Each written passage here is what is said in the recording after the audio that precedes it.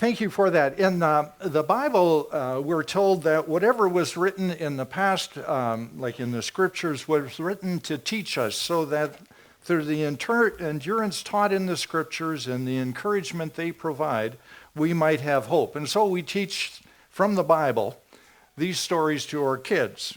For the past few weeks in Sunday school, we've been learning about people who led the nation of Israel after they had entered the promised land.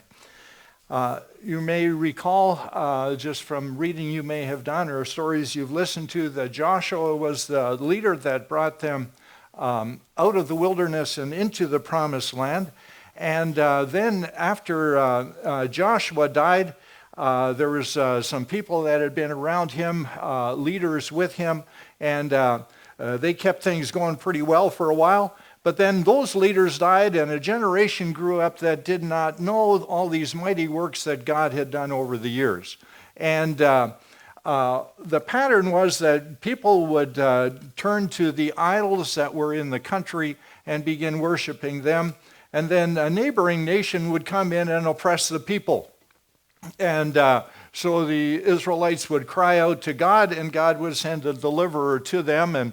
And so he would rule for 20 or 40 years or whatever, and things would be okay. And then he'd die, and they'd revert back to their old practices. And it gets kind of discouraging reading through those stories. And then God would bring up another leader. And I've been reading through some of these leaders, and I think, I can't believe who God would choose to rescue his people. They were less than perfect, these leaders that he had. And it was no different than what he'd been doing earlier in the book of Genesis and so on. And here are some of the leaders that that led, in Genesis and then led the children of Israel. And these are flawed people. And maybe God uses flawed people because that's all he's got to work with.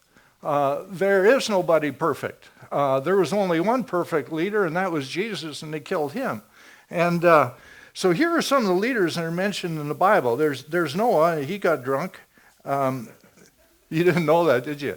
Yeah, it's true. It's documented. Abraham was too old. Isaac and Rebekah played favorites with their sons. Jacob was a liar. Joseph was abused and arrogant. Moses had a stuttering problem. Joshua was afraid. Gideon was afraid and had an inferiority complex, and he had many wives. That may be related, I don't know. He had 70 sons, too. Man, that'll kill you. And can you imagine Father's Day? He'd get a lot of bars. Samson was a womanizer. Rahab was a prostitute. Jeremy and Timothy were too young. David was an adulterer and a murderer. Elijah was suicidal. Jonah ran from God. Naomi was a widow. Job went bankrupt. Peter denied Christ, and Paul stirred up dissension wherever he went. Probably none of these people would make our short list, and we were looking for leaders in the church. But God used them. And sometimes we feel because of our own inadequacies or things that we've done wrong that God can't use us. And there's a verse in Acts chapter 4, verse 13, is when the church was just getting going. And Peter and John were hauled before the church, or the religious leaders of their day, and told to stop preaching about Jesus. And of course, they wouldn't. And it says, when they saw the courage of Peter and John and realized that they were unschooled, ordinary men, they were astonished, and they took note that these men had been with Jesus. They weren't, the top of the list of the people that you would think would lead the church, and yet God used them in a mighty way. When I finished high school, I volunteered for a month at Pioneer Ranch Camp in Alberta, and the plan was that I would be on maintenance there. And so they started showing me the ropes, and then they realized they were short of counselors, and And, I'd been at camp, and so I qualified as a counselor. And so to be a counselor, I had to fill out a form. I didn't have to fill out a form to be able to, take out the garbage, but to be a counselor, I had to fill out this form. And it's kind of like an application form. And I looked at the thing, and it was pretty intimidating because it had all these skill sets that they wanted to teach at camp. Things like, swimming and all these different levels, and then horsemanship and archery and canoeing, and the list went on and on. And the camp director wanted to know which one of those skill sets I could teach. I'd never been to a camp like this. I'd grown up on a farm, and I had learned a different skill set. And I looked through the form, and there was nothing on there related to milking a cow or building a fence and harnessing horses. And so I handed back the form, and I hadn't checked anything off. And he looked at me, and he said, "I have never met such an untalented kid." Well, you get what you get, right? And they still let me be a counselor. And it was pretty good, except one of my kids ran away, and another one had a nervous breakdown after he got home from camp. But apart from that, we had a good month. But we live in a world that has fallen to sin. And as a result of that, everyone is guilty of something. No one is perfect. And one of the wonders of God is that he uses imperfect people to spread his glory. Well, the big picture lesson that is in this unit that we're studying now in Sunday school is that God uses people for his glory and our good. And I'd like to qualify that statement a little bit. God uses imperfect people for his glory and our good. And since mankind first took that step out of the Garden of Eden, God has been calling the broken, the faithless, and the poor in spirit to do great things in his name. God uses improbable people because when he does, he gets the glory. God uses people who admit their weaknesses, they see their flaws, and cry out to him for help. And so, in order to be used by God, I think there's a couple of things I think that would be helpful here. One is be authentic. Be honest about your shortcomings. One of the stories that is told in Judges, and we covered that a couple of weeks ago with the kids, is it's in Judges chapter 6. It's about Gideon. This angel came to visit Gideon and asked him to lead the people against the oppressor. And the Lord turned to him and said, "Go in the strength you have and save Israel out of Midian's hand. Am I not sending you?" "Pardon me, my Lord," Gideon replied, "but how can I save Israel? My clan is the weakest in Manasseh, and I am the least in my family." He didn't go with, great confidence, and yet God used him. The second thing is we need to be open, so be authentic. The second one is be open to God. 1 Corinthians 1:26 and further on goes like this. "Brothers and sisters, think of what you were when you were called. Not many of you were wise." He's writing to a church in the first century.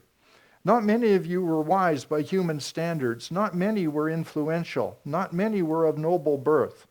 But God chose the foolish things of the world to shame the wise. God chose the weak things of the world to shame the strong. God chose the lowly things of this world and the despised things and the things that are not to nullify the things that are, so that no one may boast before him." And so these people that weren't wealthy or mighty or wise and so on kept helping people get to know God, and the news about Jesus kept on spreading, and it kept on spreading year after year. And I want to read something to you. This is out of a book by Michael Frost. He's some theologian type from Australia, so I like the guy. I heard him about a couple of months ago, and mostly I could understand what he said. And but here's what he writes. While evangelists and apologists such as Peter and Paul were proclaiming the gospel and defending its integrity in an era of polytheism and pagan superstition, it's probably not that conducive to being open to the gospel. And yet that was what was going on. Hundreds of thousands of ordinary believers were infiltrating every part of society and living the kind of questionable lives. Questionable meaning, why do you do that? How come you're peaceful in the midst of the stressful situation and so on? It's the kind of thing that Peter talks about, where he says, but set apart Christ as Lord in your hearts and be ready always to give an answer to everyone who asks you the reason for the hope that you have. That's a questionable life in his terms. And so they were living the kind of questionable lives that evoke curiosity about the Christian message. They surprised the empire with their unlikely lifestyle. These ordinary believers devoted themselves to sacrificial acts of kindness. They loved their enemies and forgave their persecutors. They cared for the poor and fed the hungry. In the brutality of life under Roman rule, they were the most stunningly different people anyone had ever seen. Indeed, their influence was so surprising that the 4th century Emperor Julian feared they might take over the empire. Interesting. Julian was so concerned that the Christians' acts of hospitality and philanthropy were winning too many of his subjects that he decided to launch an offensive against them by mobilizing his officials and the pagan priesthood to outlove the Christians. It didn't work. It failed. Because the people he tried to mobilize didn't have the Spirit of Christ living in them that the Christians did. And so God used these ordinary people to change the empire. And so that gives me a lot of hope that we ordinary people can be used by God to accomplish great things. Just those small acts of kindness all the time can change our society. Leaders are imperfect people, but God accomplishes his purposes through them. And today is Father's Day, and no father I've met is perfect, even though they'd like to be. And yet God still accomplishes good things through them. And God calls fathers to be leaders in their home. And this morning, that video focused on Eli and Samuel, and that story raises some questions for me. As I read through this and think about, those parents, why would they send their son, who's probably between the ages of 2 and 4. It says that they waited until he was weaned, which in that culture was about age 2 to 4, somewhere in there. And so they're going to send him to live with Eli, kind of be the foster dad. And Eli's an old man. He's got rebellious sons. Would you send your kid there? Boy, I don't know. And yet... they did check in on him, once a year to see how he was doing. I guess that was okay. But Samuel turned out all right. And I think it's, in chapter 3, verse 19, it says, the Lord was with Samuel as he grew up, and he let none of Samuel's words fall to the ground. And all Israel from Dan to Beersheba recognized that Samuel was attested as a prophet of the Lord. And get this, the Lord continued to appear at Shiloh, that's where Samuel lived, and there he revealed himself to Samuel through his word.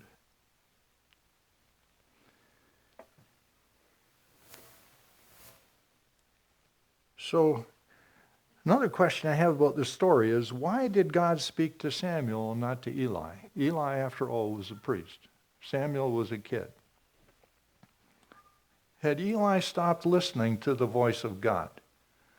It says in the text that the voice of God wasn't heard a whole lot in that time. But in our lives, what crowds out the voice of God? I think for me, it would be busyness. Not so much now. I'm retired apparently, and so I'm not as busy as I used to be. 6 years ago, Chris and I were at a conference in London, England. One of the speakers that we heard was Mark Russell, who is the Chief Executive Officer of the Church Army, which is the Anglican Evangelism and Social Action group. And Mark, I think he was in his 30s at the time. He was just a very dynamic speaker. And he told of, a time he was asked to go, and I think I've told this story here, and, so if you remember it, just smile and nod politely. And anyway, he told the story of how he'd been invited to go and teach about prayer at a Christian school for grade 2 and 3 students. And so he'd agreed to go, and when it happened, it was just a horrendous week. He was so busy with, he's got like 600 employees that he's looking out for and all this kind of thing. And he had been just run off his feet. And but there he shows up at the school, and he's teaching about prayer. So he tells them about prayer, and he said, okay, now we're going to pray. And prayer is both asking God for stuff and listening to what God says to you. And so let's be quiet and pray. And so they all bowed their heads. And it was quiet for a while. And then after a bit, he said, okay, what did you hear from God? And one little boy said, God wants to know why you haven't talked to him for 7 days. I heard that story, and I thought, this story about Samuel isn't that far off base, is it? Mark was so busy doing all this stuff that he hadn't heard the voice of God, but God sent this child to bring him to his senses. And I think maybe that was what was going on in Eli's life, that God used Samuel to speak to him. So my question is for us is, who has the permission from us to speak into our lives? If somebody says, why are you doing that? Do we just dismiss it, or do we think, well, wait a minute, maybe this is from the Lord. Maybe I need to pay attention to this.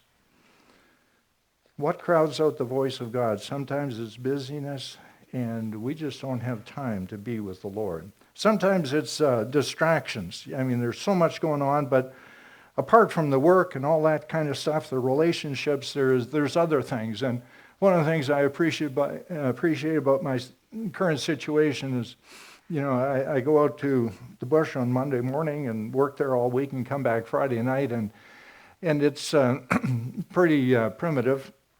Apart from the fact that I do have running water and so on. But primitive in the sense that there's no TV, there's no newspaper, there's no internet. I get one radio station so I can listen to the weather and find out how cold or hot or wet I'm going to be.